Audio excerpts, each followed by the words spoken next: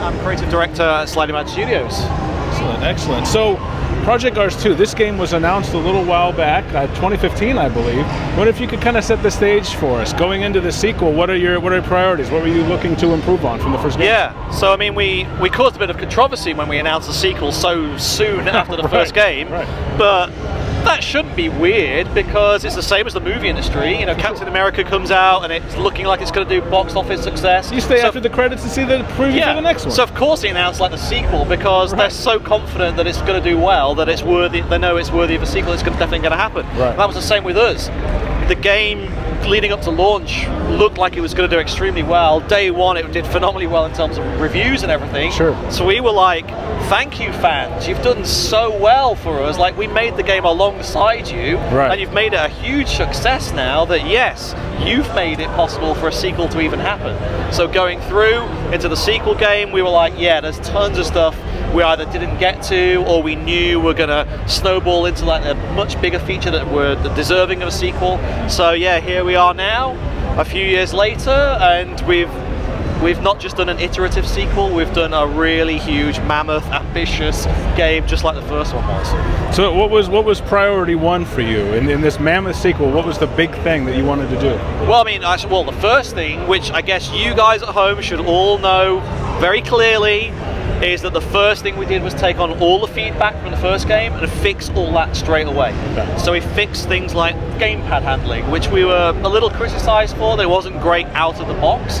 We gave you different presets so it would feel like other racing games out there, but generally people wanted it to be brilliant, you know, as soon as they put the disc in the tray. Quite deservedly so, right? You know? Sure, yeah. Absolutely.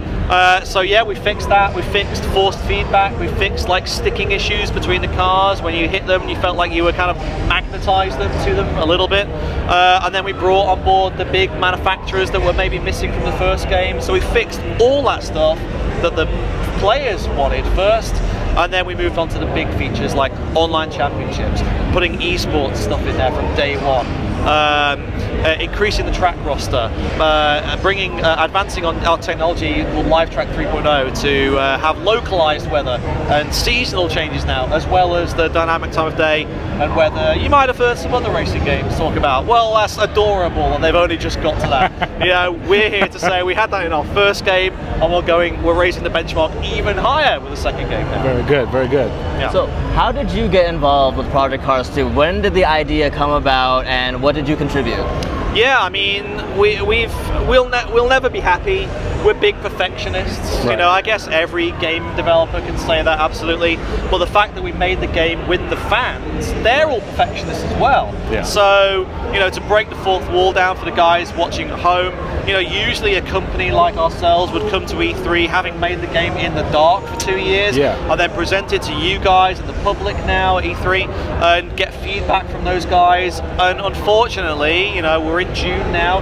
Project Cars 2 launches September 22nd. Sometimes it's too late to incorporate that feedback into the game, and you're kind of stuck with what you've shown to people with only minor changes being made. That out-of-the-box game, right? Exactly.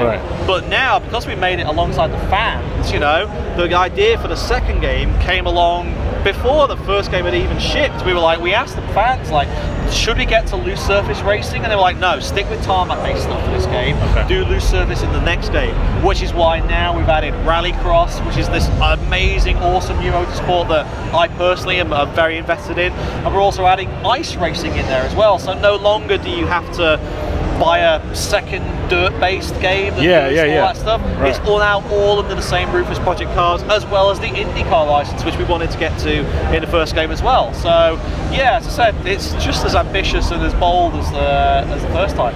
I think that's one of the perks of writing a simulation racer. As technology gets better, you can harness it and make your game more and more realistic to improve that authenticity. Absolutely. You know, you'll hear other racing games out there saying they're the most authentic racing game, the most technically accurate. Like, again, it's adorable that they're just getting to 4K. Like, you come over to our booth, in the Namco booth over there, you can play in 12K, you can play in VR. That looks more realistic than a real car. Absolutely, you know, and you know, the real racing drivers get in there and they put the VR helmet on, and when they go to crash, they immediately go to the brace position because it tricks their minds so much that they believe it's real, and they don't want to break their hands, so they release their hands away from the wheel, go into the crash position because something has taken over their mind and they think, yeah, this is totally realistic.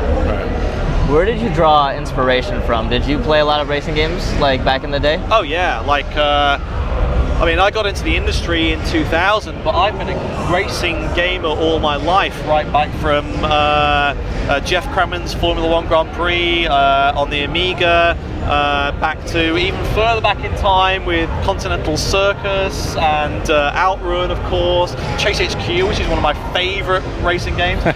Please give us the license, we will make an awesome racing game for Chase HQ, that'd be amazing. And then all the way through Dreamcast with Project Gotham Racer, sorry, Metropolis Street Racer first, and then Project Gotham. So yeah, we play every racing game, big fans of that, and that's what originally kind of like got the studio known, because we rebooted the Need for Speed franchise when that was going downhill slightly, and we came along with like fresh new ideas that pulled from like other genres, like first-person shooters. Like when you crash, it felt like a grenade going off. We pulled from RPGs. Like we were one of the first games to have like XP, and you're earning XP and stuff like that. And now it's pretty common for that stuff to be done. So yeah, we're massive racing game fans. The whole studio is, and yeah, personally, yeah, I love to bring aspects of an inspiration from other genres and bring it into racing. So when I play a racing game, I think there are two characters, so to speak. You got the cars, but also the tracks, and I'm really impressed at the amount of new tracks you're adding. And you said that was a bullet point, a big focal point for you guys in this game. So what types of tracks did you want to add that weren't in the first game? Yeah, I mean, we've got the largest track roster on any console racing game, and that's really important to us because it's called Project Cars, meaning it's for people all the way around the world. I bet me and you have very different style, preferences for cars, and the same for tracks. American tracks like Watkins Glen and Laguna Seca and Sonoma are very important for the American audience, whereas Spa and Nordschleife and things like that are very important for a European audience. I would argue that they're more international, I would say, potentially, but also, we want to make sure that every racing gamer from around the world can pick up a track that they either know or is something that they watch on TV and is there for them to play, or they've visited in real life on a track day or something like that, and they can play it and it's there in the games we played. And you can now play it, as I said, in the snow, in the ice, in the autumn with the leaves falling from the trees, as well as in the night time, in various weather conditions, blizzards and things like that. It's a key part of our mentality to make sure it has a global appeal. Okay. Yeah. Okay. Cool. I completely blanked out. I'm sorry. I could jump in here real quick though. I had a question for you. We talked a lot about like the new tracks, day-night cycle, weather. What is your favorite feature, personally? I mean, the one thing that my personal preference is for is a feature that it has broad spectrum of uses, and that is the competitive racing license that we've added to the game. Okay. So casual audiences, we're all used to going into a racing game and there's some idiot on turn 1 who crashes and ruins our experience and things like that. And actually in our previous games we've tried to fix that and alleviate that in certain ways. With Project Cars 2, we finally fixed it. So now the competitive racing license, it tracks your racecraft, i.e. how professional you are out on the track. It tracks your level of success, how successful, how many wins you get, and also how long you've been playing the game for. So day one, everyone will put the disc into the drive, or download it nowadays, and play their kind of almost like their promotion matches online. And your online racing license will start to gather data, and then every time therefore you'll be match made into races with people who have certain similar racing licenses, right? Okay, excellent. So there is a special layer of hell for the people who crash all the time and stop the car and blockade the road and turn backwards and start hitting you. Yeah, they all have a tough climb to get out of that. If they like doing that, please don't play Project Cars if you're that kind of person. But the professional players, the esport players, those guys are going to be having diamond tier logos and licenses, high score levels, high win percentages, all that kind of stuff. and therefore, yeah, it really does have a broad spectrum of the everyday gamer, the casual gamer sat there with a gamepad, with a feet up on a Saturday night with a beer. They're going to have a good experience, and then if you want to take it professionally, those guys who are there are going to be climbing the rank ladders. Those guys are going to be match made with better and better and better players until, like we do in our esports, find the fastest drivers, most professional teams out there.